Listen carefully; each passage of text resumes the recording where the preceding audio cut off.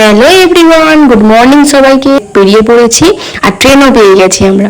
তো কোথায় যাচ্ছি ভাবছো? দিদির বাড়ি যাচ্ছি, কারণ হচ্ছে আমাদের বড় বাবুর জন্মদিন। তো সেই জন্য বাবুও রেডি হয়ে গেছে, সুন্দর করে সেজে নিয়েছে, আর আমিও সকাল সকালই বেরিয়ে পড়লাম, কারণ আমাদের এখানে ট্রেন খুব ভিড় হয়। আর যেহেতু ভিড় ছিল, এখন ফাঁকা হয়ে গেছে। তো দেখো বাবুকে অপোজিট সাইডে বসিয়ে দিয়েছি। বাবু একা যেহেতু বসেছে, আমি মুখটা কেমন ছোট্ট করে নিয়েছে।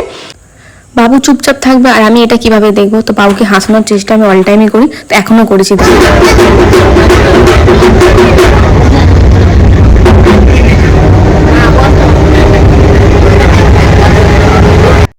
তার মধ্যে পড়ে গেছে আজকে মারাত্মক গরম, জানি না আমার গরম লাগছে নাকি সবার। তো দেখো বাবুকে গেটে দাঁড় করিয়ে দিয়েছি, একটু মুখে হাওয়া লাগে।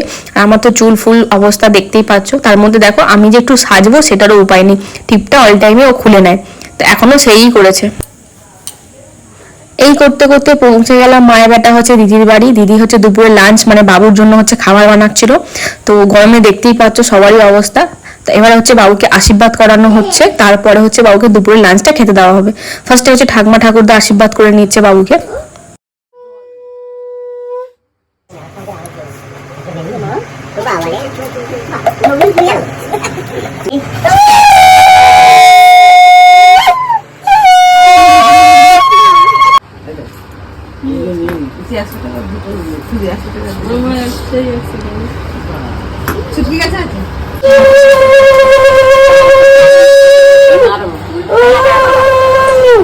একটু মুখে ঠিকই ছেলে ভাত খাবে।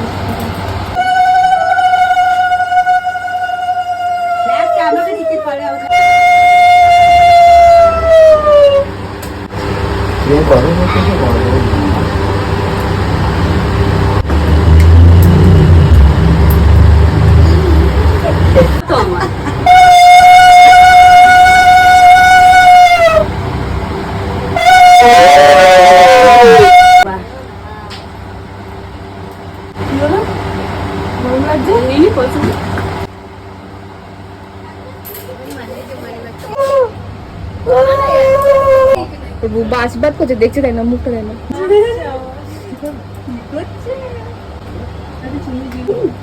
ওটা হাতে দিয়ে খাওয়া টাকা দিচ্ছে।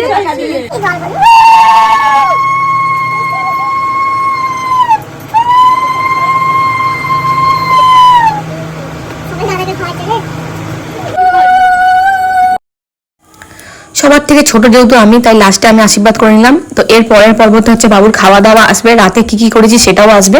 তো এখানে হচ্ছে এটা ফার্স্ট পার্ট, সেকেন্ড পার্ট খুব তাড়াতাড়ি আসবে। টাটা, থ্যাংক ইউ ফর ওয়াচিং।